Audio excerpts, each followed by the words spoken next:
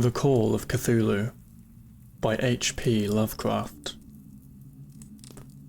Of such great powers or beings there may be conceivably a survival of a hugely remote period when consciousness was manifested, perhaps, in shapes and forms long since withdrawn, before the tide of advancing humanity, forms of which poetry and legend alone have caught a flying memory, and called to them gods, monsters, mythical beings of all sorts and kinds.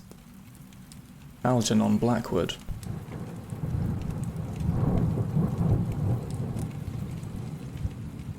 Chapter 1. The Horror in Clay.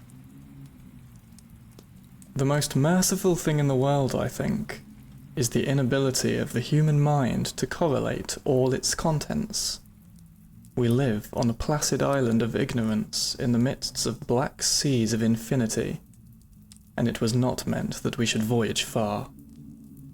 The sciences, each straining in its own direction, have hitherto harmed us little, but some day the piecing together of dissociated knowledge will open up such terrifying vistas of reality, and of our frightful position therein, that we shall either go mad from the revelation, or flee from the deadly light into the peace and safety of a new dark age.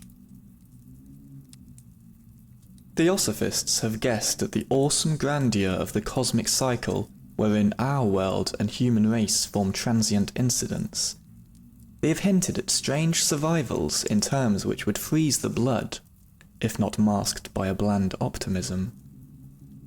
But it is not from them that there came the single glimpse of forbidden eons which chills me when I think of it, and maddens me when I dream of it.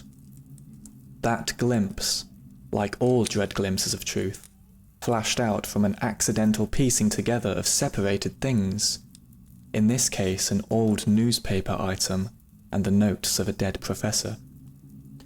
I hope that no one else will accomplish this piecing out.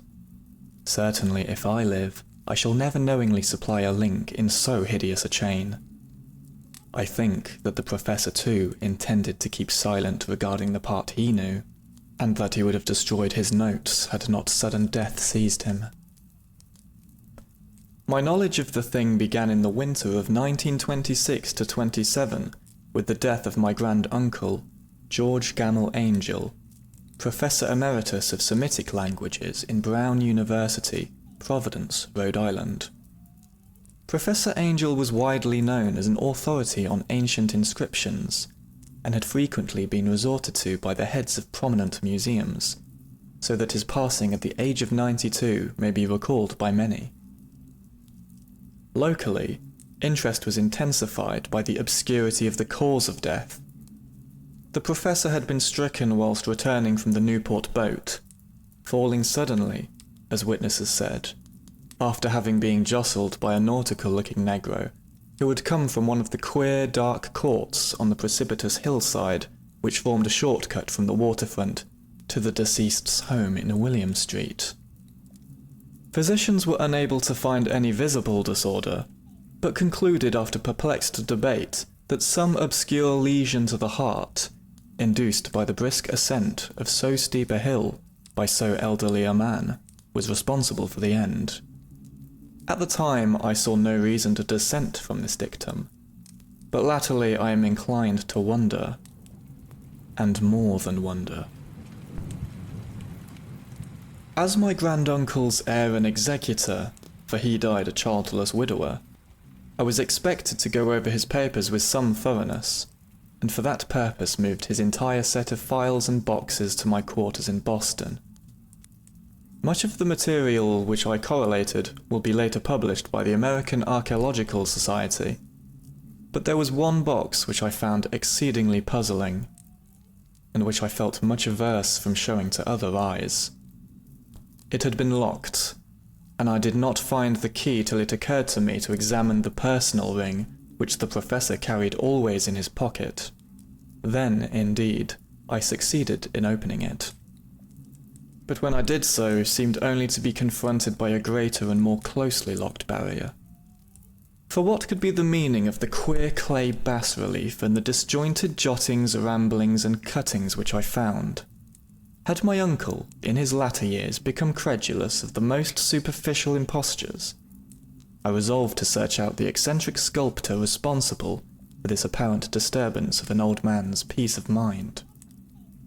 The bas-relief was a rough rectangle, less than an inch thick, and about 5 by 6 inches in area, obviously of modern origin. Its designs, however, were far from modern in atmosphere and suggestion, for although the vagaries of cubism and futurism are many and wild, they do not often reproduce that cryptic regularity which lurks in prehistoric writing, and writing of some kind the bulk of these designs seemed certainly to be. Though my memory, despite much familiarity with the papers and collections of my uncle, failed in any way to identify this particular species, or even hint at its remotest affiliations. Above these apparent hieroglyphics was a figure of evidently pictorial intent, though its impressionistic execution forbade a very clear idea of its nature. It seemed to be a sort of monster, or symbol representing a monster, of a form which only a deceased fancy could conceive. If I say that my somewhat extravagant imagination yielded simultaneous pictures of an octopus, a dragon, and a human caricature, I shall not be unfaithful to the spirit of the thing. A pulpy, tentacled head surmounted a grotesque and scaly body, with rudimentary wings. But it was the general outline of the whole which made it most shockingly frightful. Behind the figure was a vague suggestion of a cyclopean architectural background. The writing accompanying this oddity was, aside from a stack of press cuttings, in Professor Angel's most recent hand, and made no pretense to literary style. What seemed to be the main document was headed Cthulhu Cult, in characters painstakingly printed to avoid the erroneous reading of a word so unheard of. This manuscript was divided into 2 sections, the first of which was headed 1925, Dream and Dream Work of H. A. Wilcox, 7 Thomas Street, Providence, Rhode Island, and the second, Narrative of Inspector John R. Legrasse, 121 Bienville Street, New Orleans, Louisiana, at 1908, AAS meeting, notes on same, and Professor Webb's account. The other manuscript papers were all brief notes, some of them accounts on the queer dreams of different persons, some of them citations from theosophical books and magazines, notably W. Scott Eliot's Atlantis and The Lost Lemuria, and the rest comments on long-surviving secret societies and hidden cults, with references to passages in some mythological and anthropological sourcebooks, as phrases Golden Bough and Miss Murray's witch cult in Western Europe. The cuttings largely alluded to outre mental illnesses and outbreaks of group folly or mania in the spring of 1925. The first half of the principal manuscript told a very peculiar tale. It appears that on March the 1st, 1925, a thin, dark young man, of neurotic and excited aspect, had called upon Professor Angel, bearing the singular clay bas-relief, which was then exceedingly damp and fresh. His card bore the name of Henry Anthony Wilcox, and my uncle had recognized him as the youngest son of an excellent family, slightly known to him, who had latterly been studying sculpture at the Rhode Island School of Design and living alone at the Fleur de Lis building near that institution. Wilcox was a precocious youth of known genius but great eccentricity, and had from childhood excited attention through the strange stories and odd dreams he was in the habit of relating. He called himself psychically hypersensitive, but the staid folk of the ancient commercial city dismissed him as merely queer. Never mingling much with his kind, he had dropped gradually from social visibility, and was now known only to a small group of aesthetes from other towns. Even the Providence Art Club, anxious to preserve its conservatism, had found him quite hopeless. On the occasion of the visit, ran the professor's manuscript, the sculptor abruptly asked for the benefit of his host's archaeological knowledge in identifying the hieroglyphics on the bas-relief. He spoke in a dreamy, stilted manner, which suggested pose and alienated sympathy, and my uncle showed some sharpness in replying, for the conspicuous freshness of the tablet implied kinship with anything but archaeology. Young Wilcox's rejoinder, which impressed my uncle enough to make him recall and record it verbatim, was of a fantastically poetic cast, which must have typified his whole conversation, and which I have since found highly characteristic of him. He said, "It is new indeed, for I made it last night in a dream of strange cities, and dreams are older than brooding Tyre, or the contemplative Sphinx, or garden-girdled Babylon." It was then that he began that rambling tale which suddenly played upon a sleeping memory and won the fevered interest of my uncle. There had been a slight earthquake tremor the night before, the most considerable felt in New England for some years, and Wilcox's imagination had been keenly affected. Upon retiring, he had had an unprecedented dream of great cyclopean cities of Titan blocks and sky-flung monoliths, all dripping with green ooze and sinister with latent horror. Hieroglyphics had covered the walls and pillars, and from some undetermined point below had come a voice that was not a voice, a chaotic sensation which only a fancy could transmute into sound, but which he attempted to render by the almost unpronounceable jumble of letters, Cthulhu, Vertagen. This verbal jumble was the key to the recollection which excited and disturbed Professor Angel.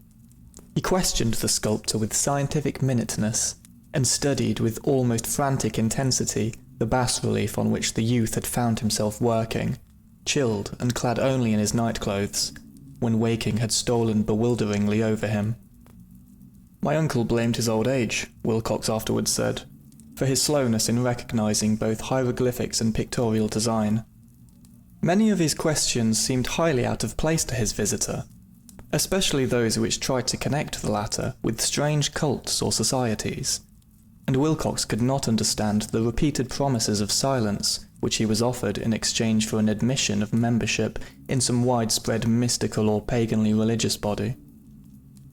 When Professor Angel became convinced that the sculptor was indeed ignorant of any cult or system of cryptic lore, he besieged his visitor with demands for future reports of dreams.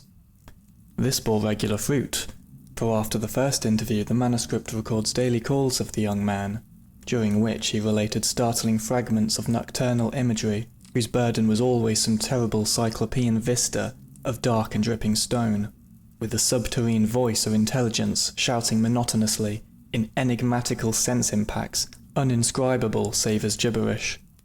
The two sounds most frequently repeated are those rendered by the letters Cthulhu and Rillier.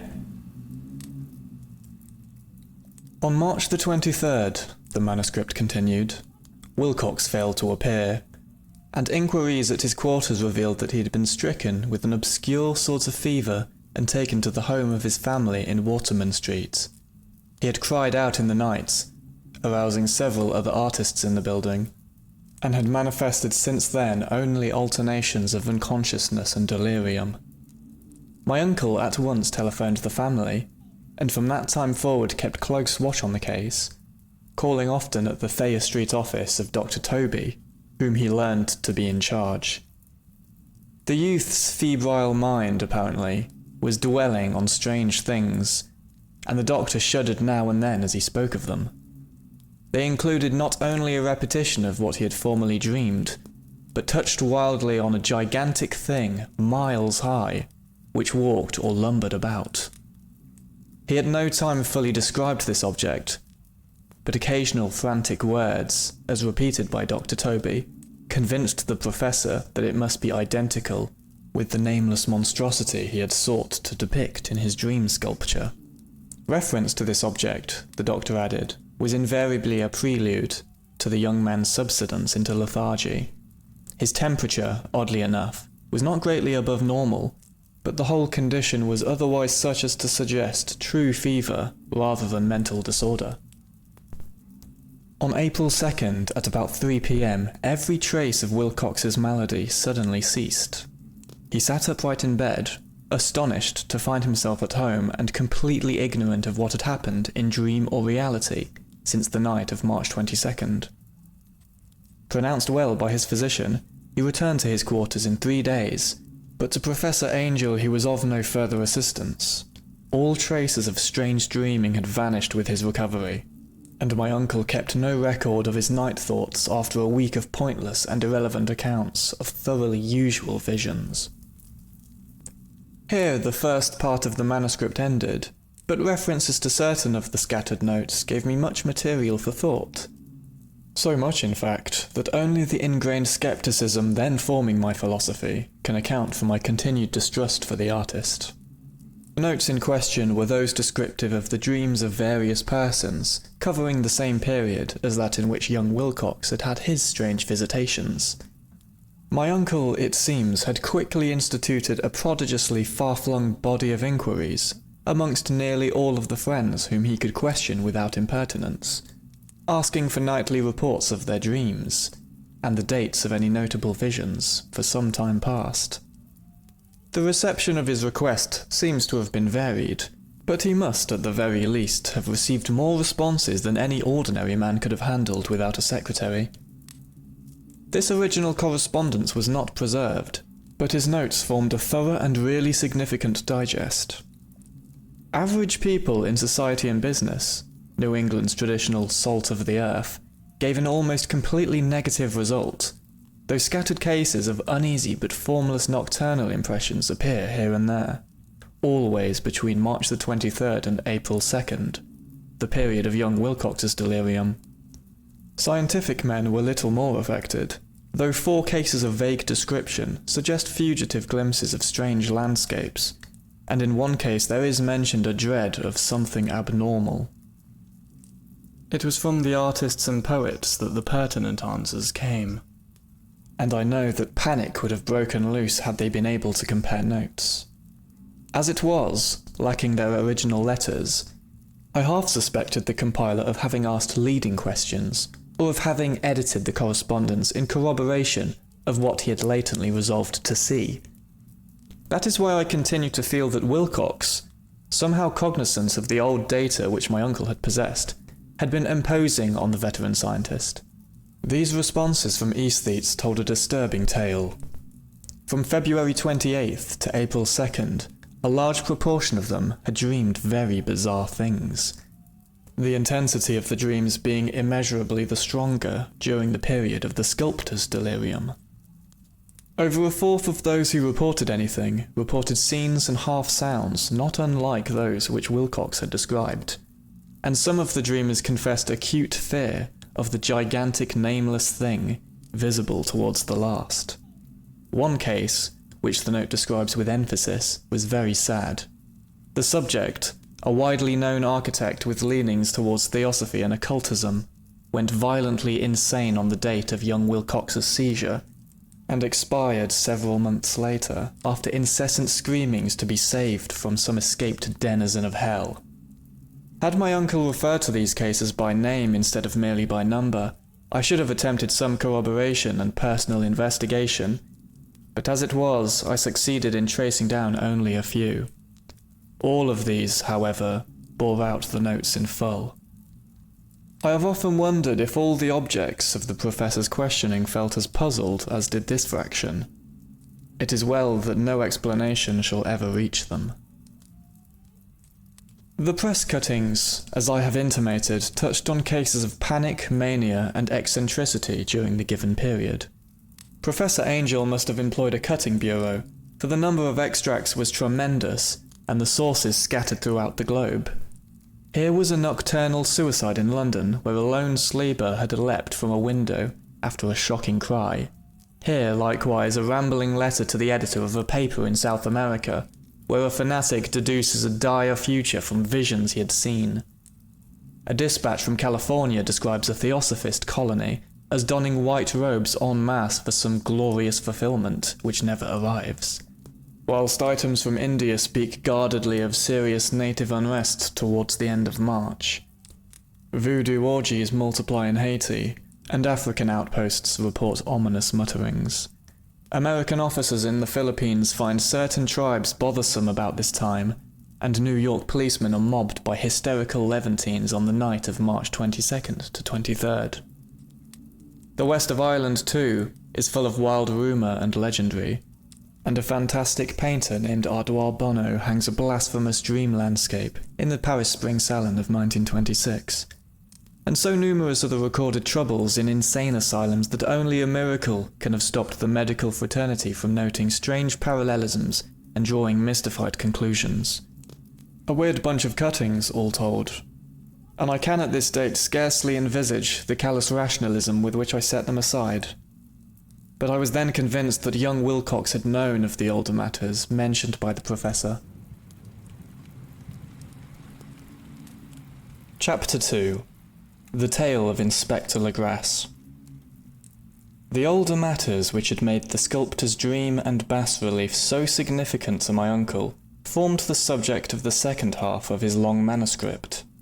Once before, it appears, Professor Angel had seen the hellish outlines of the nameless monstrosity, puzzled over the unknown hieroglyphics, and heard the ominous syllables which can be rendered only as Cthulhu. And all this in so stirring and horrible a connection that it is small wonder he pursued young Wilcox with queries and demands for data. This earlier experience had come in 1908, 17 years before, when the American Archaeological Society held its annual meeting in St. Louis. Professor Angel, as befitted one of his authority and attainments, had had a prominent part in all the deliberations, and was one of the first to be approached by the several outsiders who took advantage of the convocation to offer questions for correct answering and problems for expert solution. The chief of these outsiders, and in a short time the focus of interest for the entire meeting, was a commonplace-looking middle-aged man who had travelled all the way from New Orleans for certain special information, unobtainable from any local source. His name was John Raymond Legrasse, and he was by profession an inspector of police.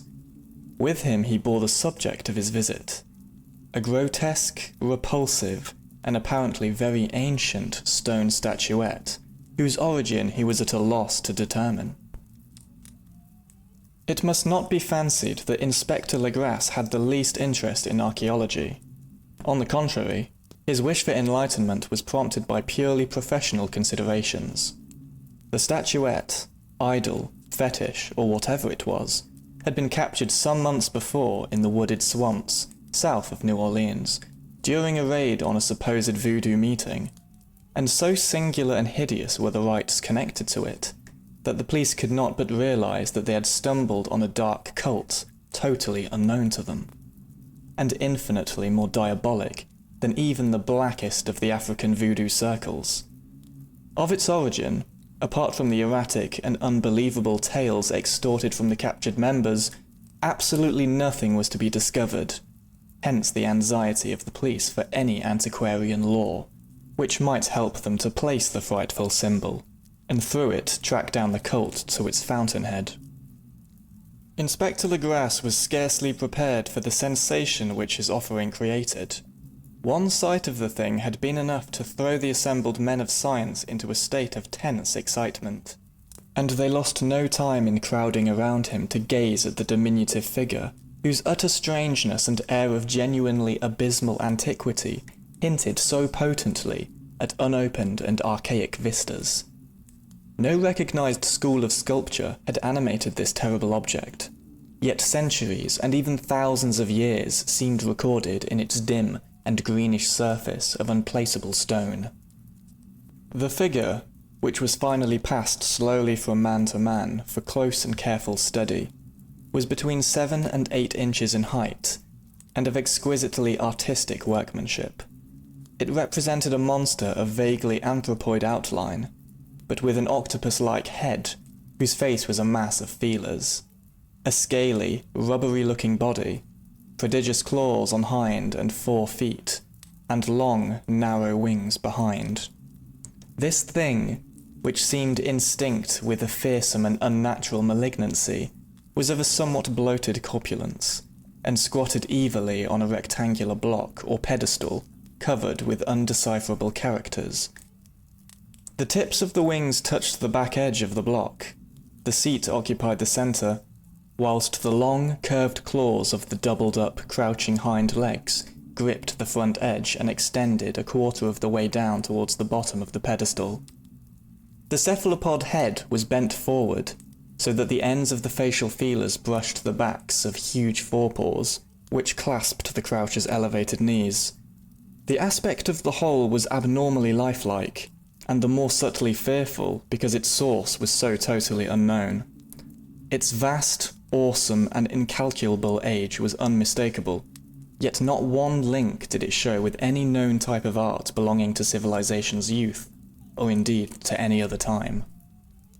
Totally separate and apart, its very material was a mystery, for the soapy, greenish-black stone with its golden or iridescent flecks and striations resembled nothing familiar to geology or mineralogy. The characters along the base were equally baffling, and no member present, despite a representation of half the world's expert learning in this field, could form the least notion of even their remotest linguistic kinship. They, like the subject and material, belonged to something horribly remote and distinct from mankind as we know it. Something frightfully suggestive of old and unhallowed cycles of life in which our world and our conceptions have no part. And yet, as the members severally shook their heads and confessed defeat at the inspector's problem, there was one man in the gathering who suspected a touch of bizarre familiarity in the monstrous shape and writing, and who presently told with some diffidence of the old trifle he knew. This person was the late William Channing Webb, professor of anthropology in Princeton University, and an explorer of no slight note. Professor Webb had been engaged 48 years before in a tour of Greenland and Iceland in search of some runic inscriptions which he had failed to unearth, and whilst high up on the West Greenland coast had encountered a singular tribe or cult of degenerate Eskimos, whose religion, a curious form of devil worship, chilled him with its deliberate bloodthirstiness and repulsiveness. It was a faith of which other Eskimos knew little, and which they mentioned only with shudders, saying that it had come down from horribly ancient eons before ever the world was made. Besides nameless rites and human sacrifices, there were certain queer hereditary rituals addressed to a supreme elder devil or Tornasuk, and of this Professor Webb had taken a careful phonetic copy from an aged Angekok or wizard priest, expressing the sounds in Roman letters as best he knew how. But just now of prime significance was the fetish which this cult had cherished, and around which they danced when the aurora leaped high over the ice cliffs. It was, the professor stated, a very crude bas-relief of stone, comprising a hideous picture and some cryptic writing. And as far as he could tell, it was a rough parallel in all essential features of the bestial thing now lying before the meeting. These data, received with suspense and astonishment by the assembled members, proved doubly exciting to Inspector Legrasse, and he began at once to ply his informant with questions. Having noted and copied an oral ritual among the swamp cult worshippers his men had arrested, he besought the professor to remember as best he might the syllables taken down amongst the diabolist Eskimos. There then followed an exhaustive comparison of details, and a moment of really awed silence when both the detective and scientist agreed on the virtual identity of the phrase, common to two hellish rituals so many worlds apart. What, in substance, both the Eskimo wizards and the Louisiana swamp priest had chanted to their kindred idols was something very like this, the word divisions being guessed at from traditional breaks in the phrase as chanted aloud. Finglui, Miklunaf, Cthulhu, Rillier, Waganagal, Fitagan. Legrasse had one point in advance of Professor Webb, for several among his mongrel prisoners had repeated to him what older celebrants had told him the words meant. This text, as given, ran something like this. In his house at Rillier, dead Cthulhu waits dreaming. And now, in response to a general urgent demand, Inspector Legrasse related as fully as possible his experience with the swamp worshippers, telling a story to which I could see my uncle attached profound significance. It savoured of the wildest dreams of mythmaker and theosophist, and disclosed an astonishing degree of cosmic imagination among such half-castes and pariahs as might be least expected to possess it. On November the 1st, 1907, there had come to New Orleans police a frantic summons from the swamp and lagoon country to the south. The squatters there, mostly primitive but good-natured descendants of Lafitte's men, were in the grip of stark terror from an unknown thing which had stolen upon them in the night. It was voodoo, apparently, but voodoo of a more terrible sort than they had ever known, and some of their women and children had disappeared since the malevolent tom-tom had begun its incessant beating far within the black haunted woods where no dweller ventured. There were insane shouts and harrowing screams, soul-chilling chants and dancing devil flames, and, the frightened messenger added, the people could stand it no more. So a body of 20 police, filling 2 carriages and an automobile, had set out in the late afternoon with the shivering squatter as a guide. At the end of the passable road they alighted, and for miles splashed on in silence through the terrible cypress woods where day never came.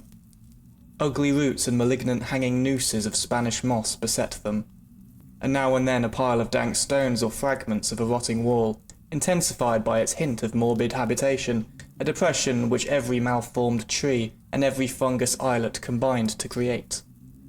At length the squatter settlement, a miserable huddle of huts, hove in sight, and hysterical dwellers ran out to cluster around the group of bobbing lanterns.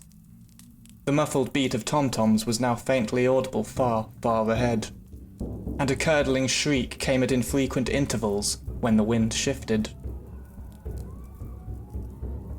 A reddish glare, too, seemed to filter through the pale undergrowth beyond endless avenues of forest night, reluctant even to be left alone again. Each one of the cowed squatters refused point-blank to advance another inch towards the scene of unholy worship. So Inspector Legrasse and his 19 collies plunged on, unguided into black arcades of horror that none of them had ever trod before. The region now entered by the police was one of traditionally evil repute, substantially unknown and untraversed by white men. There were legends of a hidden lake, unglimpsed by mortal sight, in which dwelt a huge, formless white polypus thing, with luminous eyes, and squatters whispered that bat-winged devils flew up out of caverns in inner earth to worship it at midnight. They said it had been there before d'Iberville, before La Salle, before the Indians, and before even the wholesome beasts and birds of the woods. It was nightmare itself, and to see it was to die. But it made men dream, and so they knew enough to keep away. The present voodoo orgy was, indeed, on the merest fringe of this abhorred area, but that location was bad enough, hence perhaps the very place of the worship had terrified the squatters more than the shocking sounds and incidents. Only poetry or madness could do justice to the noises heard by Legrasse's men, as they ploughed on through the black morass towards the red glare and the muffled tom-toms. There are vocal qualities peculiar to men, and vocal qualities peculiar to beasts, and it is terrible to hear the one when the source should yield to the other. Animal fury and orgiastic license here whipped themselves to demoniac heights by howls and squawking ecstasies that tore and reverberated through those nighted woods, like pestilential tempests from the gulfs of hell. Now and then the less organised ululations would cease, and from what seemed a well-drilled chorus of hoarse voices would rise in sing-song chant that hideous phrase or ritual. Finglui, Miglunaf, Cthulhu, Rillier, Waganagal, Fatagan, Then the men, having reached a spot where the trees were thinner, came suddenly in sight of the spectacle itself. 4 of them reeled, 1 fainted, and 2 were shaken into a frantic cry, which the mad cacophony of the orgy fortunately deadened.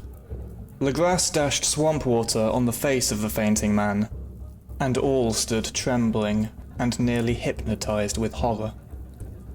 In a natural glade of the swamp stood a grassy island of perhaps an acre's extent, clear of trees and tolerably dry. On this now leaped and twisted a more indescribable horde of human abnormality than any but a Sime or an Angarola could paint. Void of clothing, this hybrid spawn were braying, bellowing, and writhing about a monstrous ring-shaped bonfire, in the centre of which, revealed by occasional rifts in the curtain of flame, stood a great granite monolith some 8 feet in height, on top of which, incongruous in its diminutiveness, rested the noxious carven statuette. From a wide circle of 10 scaffolds set up at regular intervals with the flame-girt monolith as a centre hung, head downward, the oddly marred bodies of the helpless squatters who had disappeared. It was inside this circle that the ring of worshippers jumped and roared, the general direction of the mass motion being from left to right, in endless bacchanali between the ring of bodies and the ring of fire. It may have been only imagination, and it may have been only echoes which induced one of the men, an excitable Spaniard, to fancy he heard antiphonal responses to the ritual from some far and unillumined spot deeper within the wood of ancient legendary and horror. This man, Joseph D. Galvez, I later met and questioned, and he proved distractingly imaginative. He indeed went so far as to hint of the faint beating of great wings, and a glimpse of shining eyes, and a mountainous white bulk beyond the remotest trees. But I suppose he had been hearing too much native superstition. Actually, the horrified pause of the men was of comparatively brief duration. Duty came first, and although there must have been nearly 100 mongrel celebrants in this throng, the police relied on their firearms and plunged determinedly into this nauseous rout. For 5 minutes the resultant din and chaos were beyond description. Wild blows were struck, shots were fired, and escapes were made. But in the end Legrasse was able to count some 47 sullen prisoners whom he forced to dress in haste and fall into line between 2 rows of policemen. 5 of the worshippers lay dead, and 2 severely wounded ones were carried away on improvised stretchers by their fellow prisoners. The image on the monolith, of course, was carefully removed and carried back by Legrasse. Examined at headquarters after a trip of intense strain and wariness, the prisoners all proved to be men of a very low, mixed-blooded and mentally aberrant type. Most were seamen, and a sprinkling of Negroes and mulattoes, largely West Indians or Brava Portuguese from the Cape Verde Islands, gave a colouring of voodooism to the heterogeneous cult. But before many questions were asked, it became manifest that something far deeper and older than Negro fetishism was involved. Degraded and ignorant as they were, the creatures held with surprising consistency to the central idea of their loathsome faith. They worshipped, so they said, the great old ones who lived ages before there were any men, and who came to the young world out of the sky. Those old ones were gone now, inside the earth and under the sea, but their dead bodies had told their secrets in dreams to the first man, who formed a cult which had never died. This was that cult, and the prisoners said that it had always existed and always would exist, hidden in distant wastes and dark places all over the world until the time came when the great priest Cthulhu, from his dark house in the mighty city of R'lyeh under the waters, should rise and bring the earth again beneath his sway. Some day he would call, when the stars were ready, and the secret cult would always be waiting to liberate him. Meanwhile, no more must be told. There was a secret which even torture could not extract. Mankind was not absolutely alone among the conscious things of Earth, for shapes came out of the dark to visit the faithful few. But these were not the great old ones. No man had ever seen the old ones. The carven idol was great Cthulhu, but none might say whether or not the others were precisely like him. No one could read the old writing now, but things were told by word of mouth. The chanted ritual was not the secret. That was never spoken aloud, only whispered. The chant meant only this. In his house at Rillier, dead Cthulhu waits dreaming. Only 2 of the prisoners were found sane enough to be hanged, and the rest were committed to various institutions. All denied a part in the ritual murders, and averred that the killing had been done by black-winged ones, which had come to them from their immemorial meeting place in the haunted wood.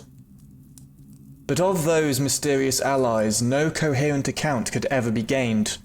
What the police did extract came mainly from an immensely aged mestizo named Castro, who claimed to have sailed to strange ports and talked with undying leaders of the cult in the mountains of China.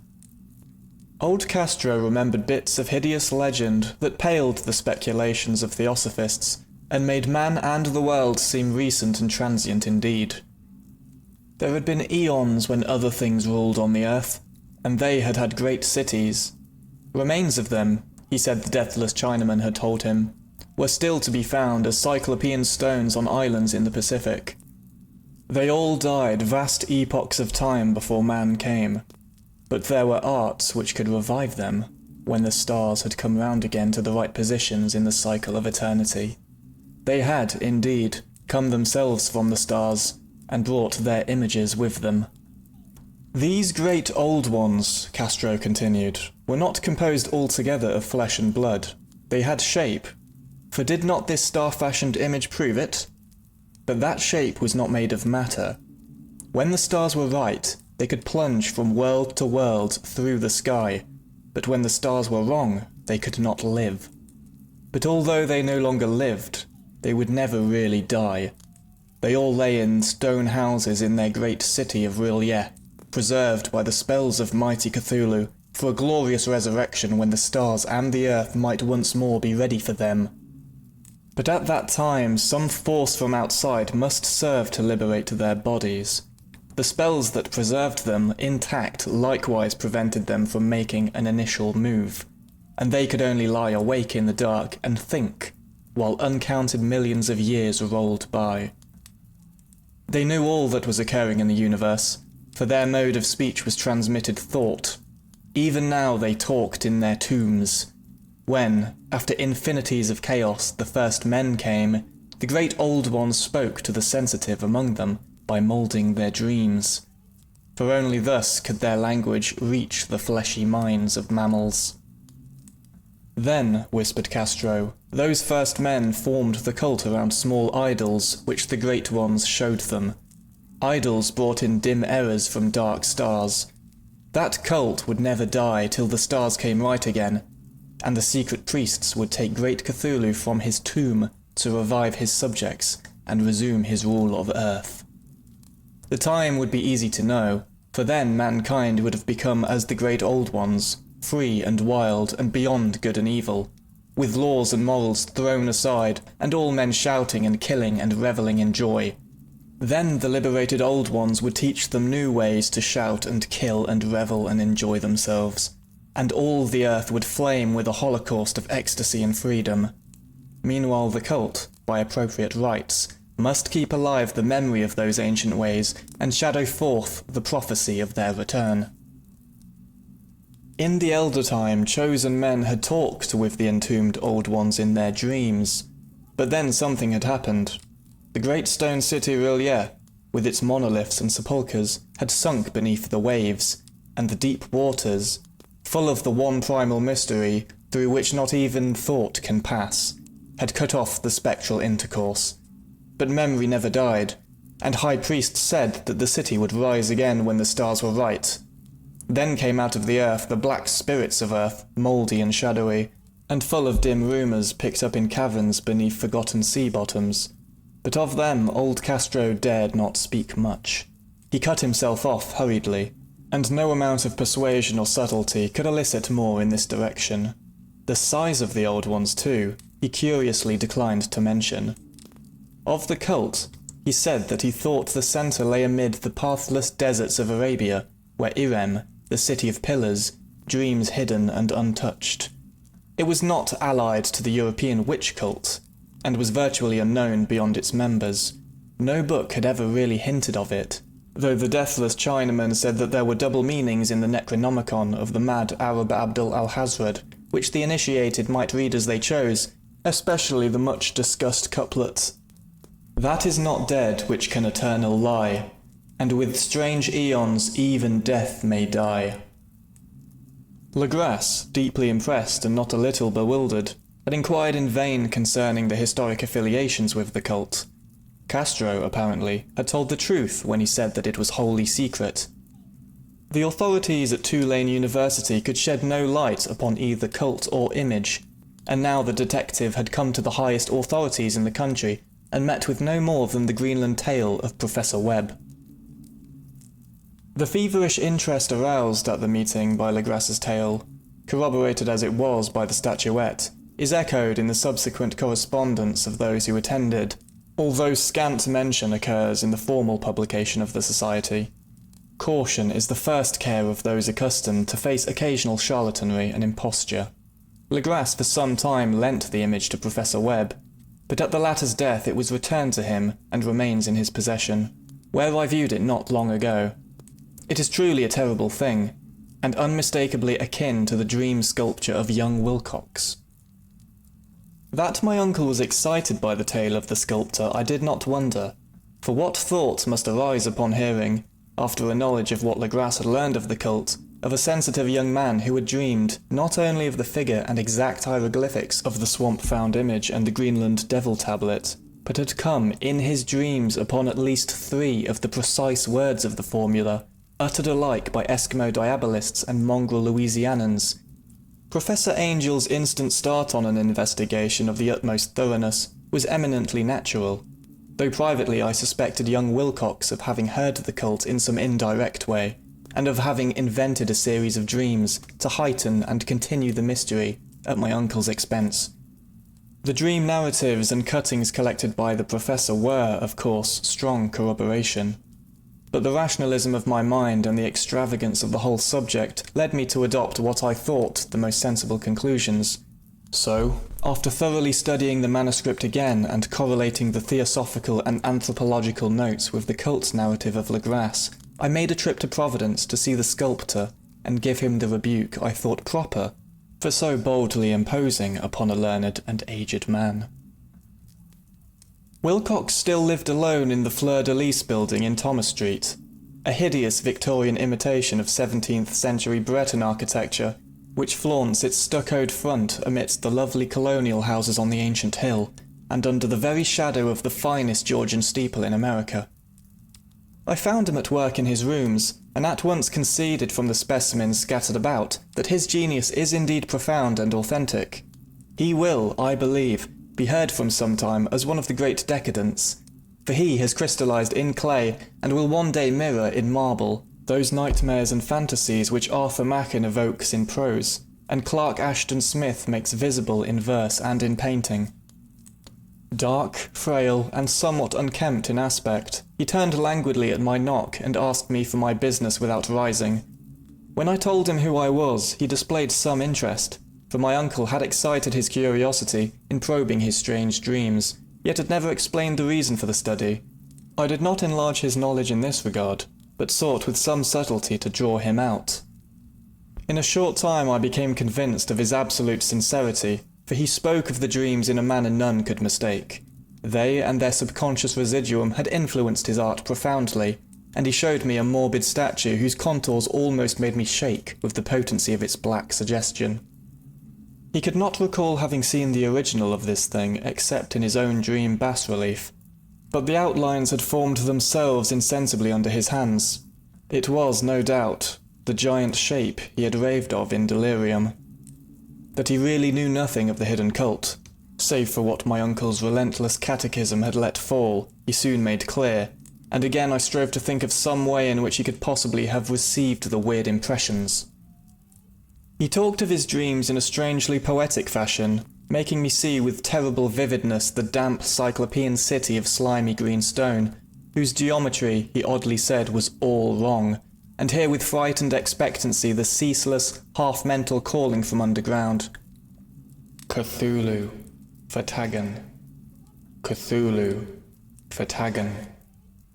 These words had formed part of that dread ritual which told of dead Cthulhu's dream vigil in his stone vault at R'lyeh, and I felt deeply moved despite my rational beliefs.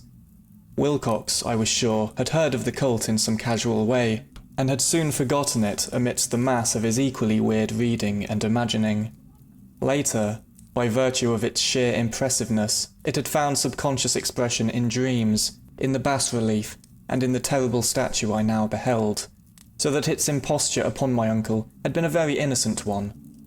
The youth was of a type, at once slightly affected and slightly ill-mannered, which I could never like, but I was willing enough now to admit both his genius and honesty. I took leave of him amicably, and wish him all the success his talent promises.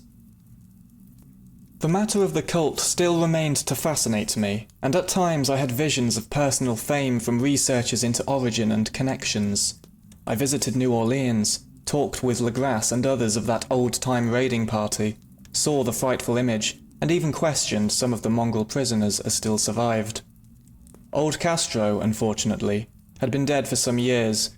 What I now heard so graphically at first hand, though it was really no more than a detailed confirmation of what my uncle had written, excited me afresh, for I felt sure that I was on the right track of a very real, very secret, and very ancient religion, whose discovery would make me an anthropologist of note. My attitude was still one of absolute materialism, as I wish it still were, and I discounted with almost inexplicable perversity the coincidence of the dream notes and odd cuttings collected by Professor Angel.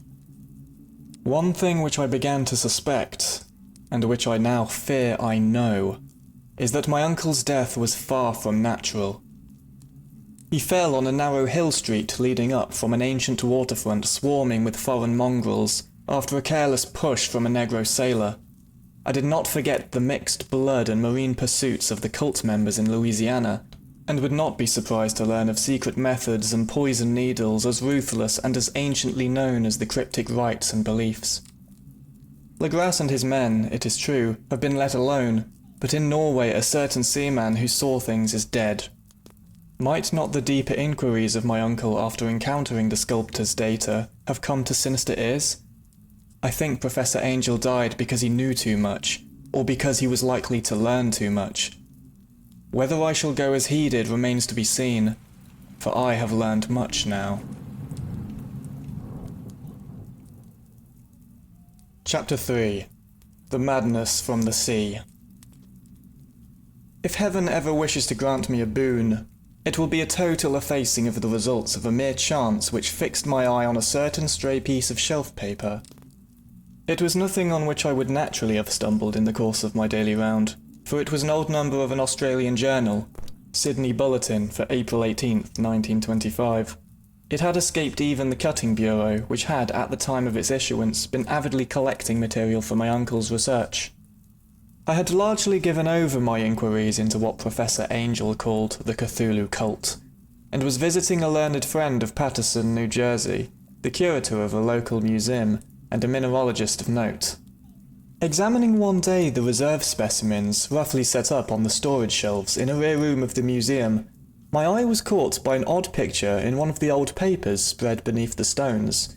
It was the Sydney Bulletin I have mentioned, for my friend has wide affiliations in all conceivable foreign parts, and the picture was a half-tone cut of a hideous stone image, almost identical with that which Legrasse had found in the swamp. Eagerly clearing the sheet of its precious contents, I scanned the item in detail, and was disappointed to find it of only moderate length. What it suggested, however, was of portentous significance to my flagging quest, and I carefully tore it out for immediate action. It read as follows: Mystery derelict found at sea. Vigilant arrives with helpless armed New Zealand yacht in tow. One survivor and dead man found aboard. Tale of desperate battle and deaths at sea. Rescued seaman refuses particulars of strange experience. Odd idol found in his possession. Inquiry to follow. The Morrison Company's freighter, Vigilant, bound from Valparaiso, arrived this morning at its wharf in Darling Harbour, having in tow the battled and disabled but heavily armed steam yacht Alert of Dunedin, New Zealand, which was sighted April 12th, in south latitude 34 degrees 21 minutes, west longitude 152 degrees 17 minutes, with 1 living and 1 dead man aboard. The Vigilant left Valparaiso March 25th and on April 2nd was driven considerably south of her course by exceptional heavy storms and monster waves. On April 12th, the derelict was sighted, and though apparently deserted, was found upon boarding to contain 1 survivor in a half-delirious condition and 1 man who had evidently been dead for more than a week.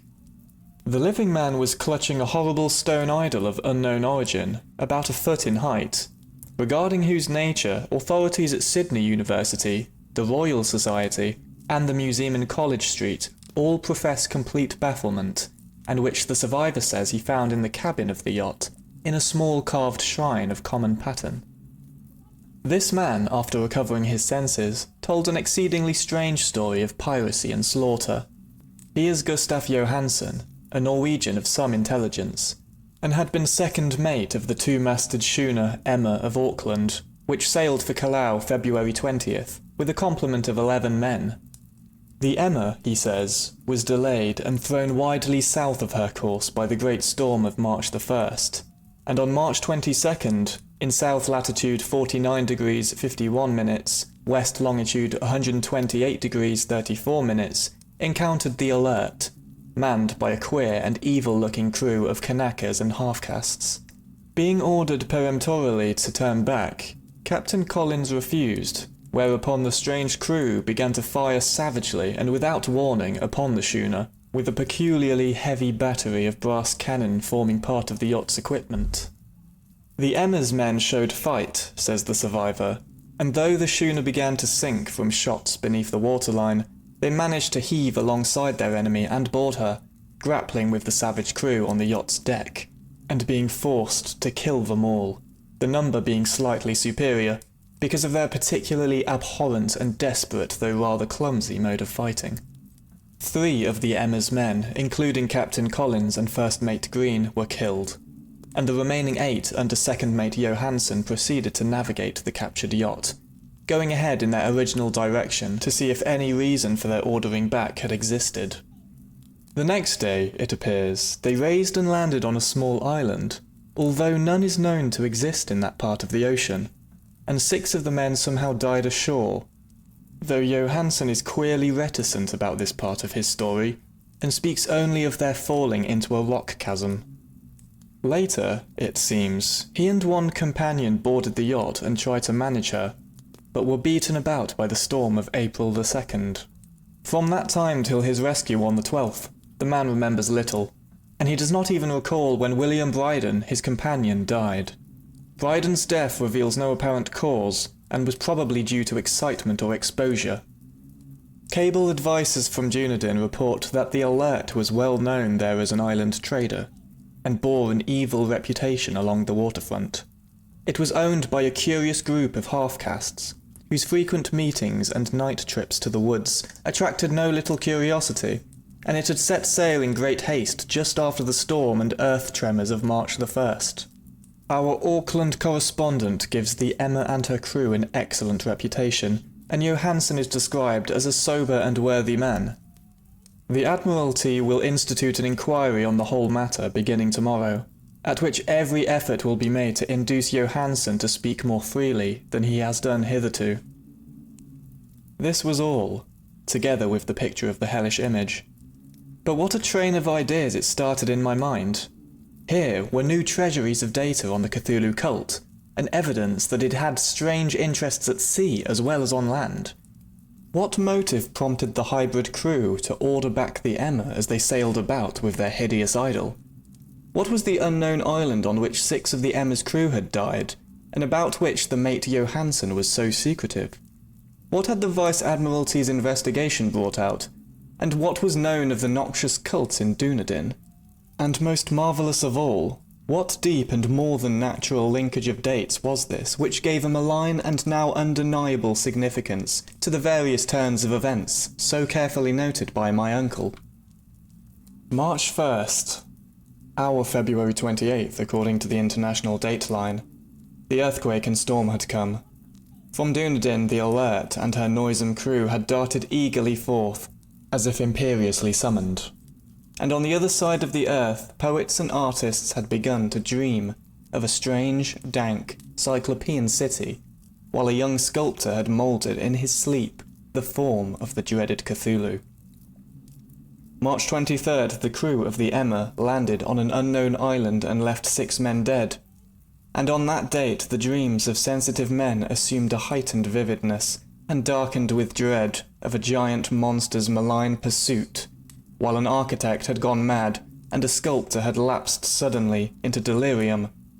And what of this storm of April 2nd, the date on which all dreams of the dank city ceased, and Wilcox emerged unharmed from the bondage of strange fever? What of all this? And of those hints of old Castro about the sunken, star-born old ones and their coming reign, their faithful cult and their mastery of dreams?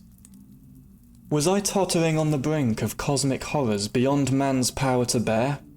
If so, they must be horrors of the mind alone, for in some way the 2nd of April had put a stop to whatever monstrous menace had begun its siege of mankind's soul. That evening, after a day of hurried cabling and arranging, I bade my host adieu and took a train for San Francisco. In less than a month I was in Dunedin, where, however, I found that little was known of the strange cult members who had lingered in the old sea taverns. Waterfront scum was far too common for special mention, though there was vague talk about one inland trip these mongrels had made, during which faint drumming and red flame were noted on the distant hills. In Auckland I learned that Johansson had returned with the yellow hair turned white after a perfunctory and inconclusive questioning at Sydney, and had thereafter sold his cottage in West Street and sailed with his wife to his old home in Oslo.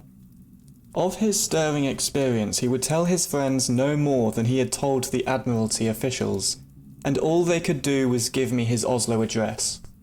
After that I went to Sydney and talked profitlessly with seamen and members of the Vice Admiralty Court. I saw the Alert, now sold and in commercial use, at Circular Quay in Sydney Cove, but gained nothing from its non-committal bulk. The crouching image with its cuttlefish head, dragon body, scaly wings, and hieroglyphed pedestal was preserved in the museum at Hyde Park, and I studied it long and well, finding it a thing of balefully exquisite workmanship, and with the same utter mystery, terrible antiquity, and unearthly strangeness of material which I had noted in Legrasse's smaller specimen. Geologists, the curator told me, had found it a monstrous puzzle, for they vowed that the world held no rock like it. Then I thought with a shudder of what old Castro had told Legrasse about the primal Great Ones. They had come from the stars, and had brought their images with them. Shaken with such a mental revolution as I had never before known, I now resolved to visit mate Johansson in Oslo. Sailing for London, I re-embarked at once for the Norwegian capital, and one autumn day landed at the trim wharves in the shadow of the Egeberg.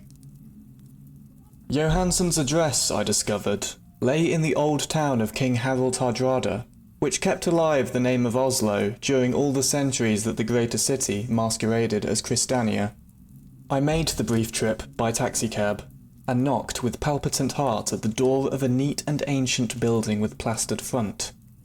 A sad-faced woman in black answered my summons, and I was stung with disappointment when she told me in halting English that Gustav Johansson was no more. He had not long survived his return, said his wife, for the doings at sea in 1925 had broken him. He had told her no more than he had told the public, but had left a long manuscript of technical matters, as he said, written in English, evidently in order to safeguard her from the peril of casual perusal. During a walk through a narrow lane near the Gothenburg dock, a bundle of papers falling from an attic window had knocked him down. 2 Lascar sailors at once helped him to his feet, but before the ambulance could reach him, he was dead. Physicians found no adequate cause for the end, and laid it to heart trouble and a weakened constitution. I now felt gnawing at my vitals that dark terror which will never leave me till I, too, am at rest, accidentally or otherwise. Persuading the widow that my connection with her husband's technical matters was sufficient to entitle me to his manuscript, I bore the document away and began to read it on the London boat. It was a simple, rambling thing, a naive sailor's effort at a post facto diary, and strove to recall day by day that last awful voyage.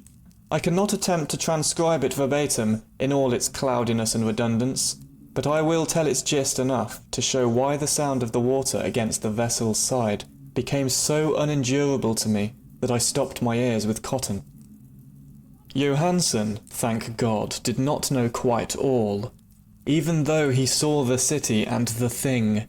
But I shall never sleep calmly again when I think of the horrors that lurk ceaselessly behind life, in time and in space, and of those unhallowed blasphemies from elder stars which dream beneath the sea, known and favoured by a nightmare cult, ready and eager to loose them on the world, whenever another earthquake shall heave their monstrous stone city again to the sun and air. Johansen's voyage had begun just as he told it to the Vice-Admiralty. The Emma, in ballast, had cleared Auckland on February 20th, and had felt the full force of that earthquake-born tempest which must have heaved up from the sea bottom the horrors that filled men's dreams. Once more under control, the ship was making good progress when held up by the Alert on March 22nd, and I could feel the mate's regret as he wrote of her bombardment and sinking. Of the swarthy cult fiends on the Alert, he speaks with significant horror. There was some peculiarly abominable quality about them, which made their destruction seem almost a duty, and Johansen shows ingenuous wonder at the charge of ruthlessness brought against his party during the proceedings of the Court of Inquiry. Then, driven ahead by curiosity in their captured yacht under Johansen's command, the men sight a great stone pillar sticking out of the sea, and in south latitude 47 degrees 9 minutes, west longitude 126 degrees 43 minutes, come upon a coastline of mingled mud, ooze, and weedy Cyclopean masonry, which can be nothing less than the tangible substance of Earth's supreme terror, the nightmare corpse city of Rillier that was built in measureless eons behind history by the vast, loathsome shapes that seeped down from the dark stars.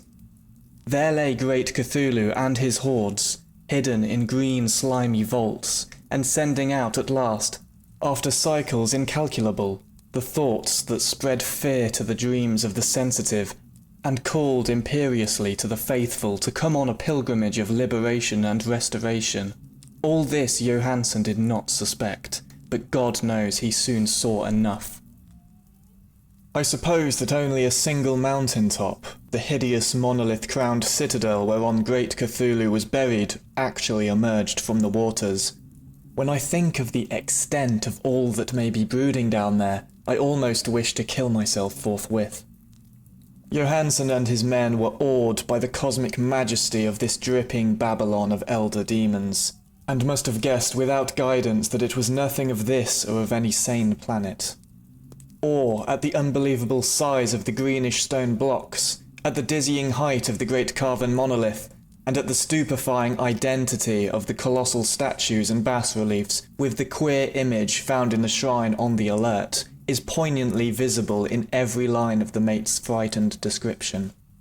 Without knowing what futurism is like, Johansen achieved something very close to it when he spoke of the city, for instead of describing any definite structure or building, he dwells only on the broad impressions of vast angles and stone surfaces, surfaces too great to belong to anything right or proper for this earth, and impious with horrible images and hieroglyphs. I mention his talk about angles because it suggests something Wilcox had told me of his awful dreams. He had said that the geometry of the dream place he saw was abnormal, non-Euclidean, and loathsomely redolent of spheres and dimensions apart from ours. Now, an unlettered seaman felt the same thing while gazing at the terrible reality. Johansen and his men landed at a sloping mudbank on this monstrous acropolis, and clambered slipperily up over tight and oozy blocks which could have been no mortal staircase. The very sun of heaven seemed distorted when viewed through the polarizing miasma welling out from this sea-soaked perversion, and twisted menace and suspense lurked leeringly, in those crazily elusive angles of carven rock, where a second glance showed concavity after the first showed convexity. Something very like fright had come over all of the explorers before anything more definite than rock and ooze and weed was seen. Each would have fled had he not feared the scorn of the others, and it was only half-heartedly that they searched, vainly as it proved, for some portable souvenir to bear away. It was Rodriguez the Portuguese who climbed up the foot of the monolith and shouted of what he had found. The rest followed him, and looked curiously at the immense carved door with the now familiar squid dragon bas-relief. It was, Johansen said, like a great barn door, and they all felt that it was a door because of the ornate lintel, threshold and jambs around it, though they could not decide whether it lay flat like a trapdoor, or lay slantwise like an outside cellar door. As Wilcox would have said, the geometry of the place was all wrong. One could not be sure that the sea and the ground were horizontal, hence the relative position of everything else seemed phantasmally variable. Bryden pushed at the stone in several places without result. Then Donovan felt over it delicately around the edge, pressing each point separately as he went. He climbed interminably along the grotesque stone moulding. That is, one would call it climbing if the thing was not after all horizontal. And the men wondered how any door in the universe could be so vast. Then, very softly and slowly, the acre-great panel began to give inward at the top, and they saw that it was balanced. Donovan slid or somehow propelled himself down or along the jamb and rejoined his fellows, and everyone watched the queer recession of the monstrously carven portal. In this fantasy of prismatic distortion it moved anomalously in a diagonal way, so that all the rules of matter and perspective seemed upset. The aperture was black with a darkness almost material. That tenebrousness was indeed a positive quality, for it obscured such parts of the inner walls as ought to have been revealed, and actually burst forth like smoke from its eon-long imprisonment, visibly darkening the sun as it slunk away into the shrunken and gibbous sky on flapping membranous wings. The odour arising from the newly opened depths was intolerable, and at length the quick-eared Hawkins thought he heard a nasty slopping sound down there. Everyone listened, and everyone was listening still when it lumbered slobberingly into sight, and gropingly squeezed its gelatinous green immensity through the black doorway, into the tainted outside air of that poisoned city of madness.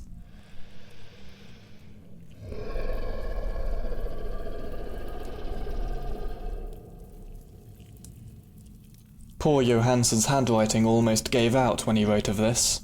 Of the 6 men who never reached the ship, he thinks 2 perished of pure fright in that accursed instant. The thing cannot be described.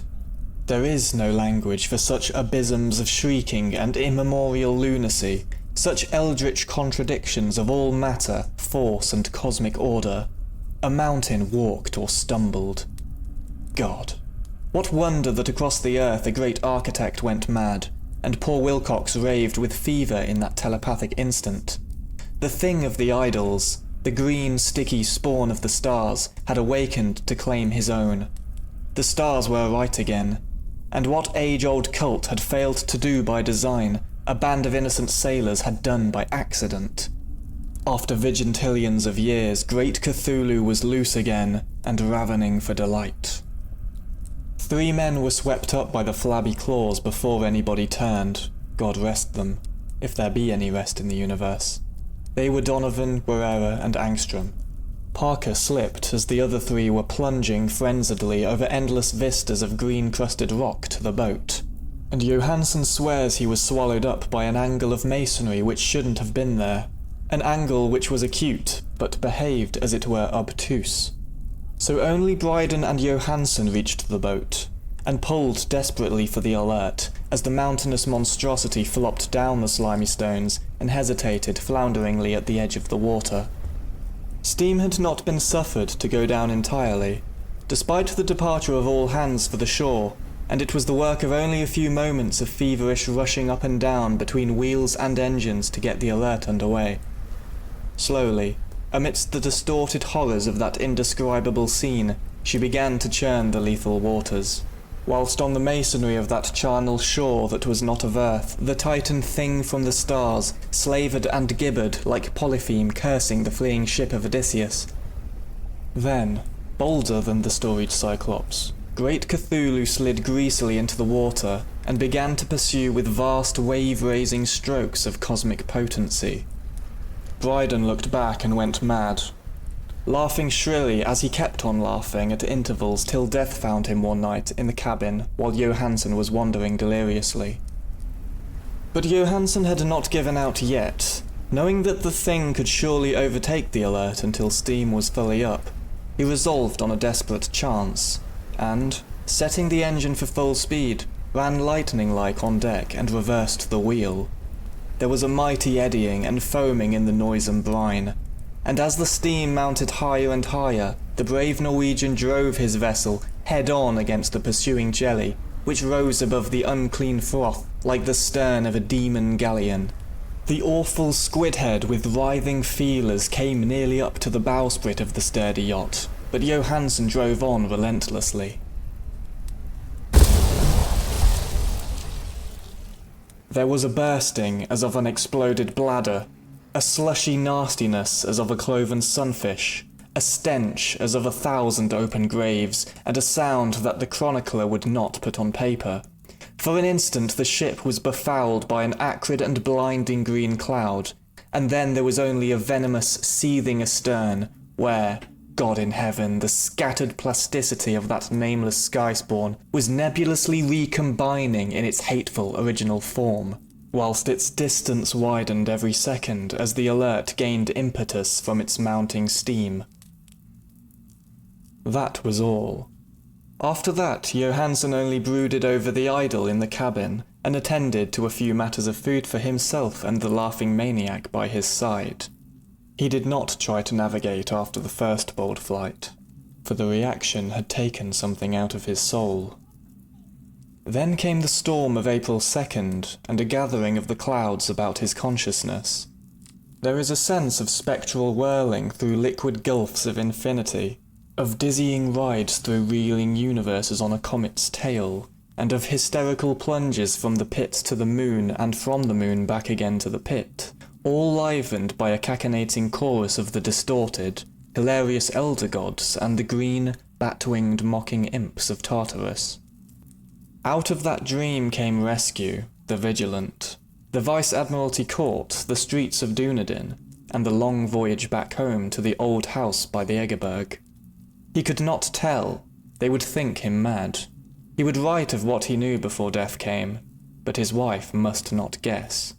Death would be a boon if only it could blot out the memories.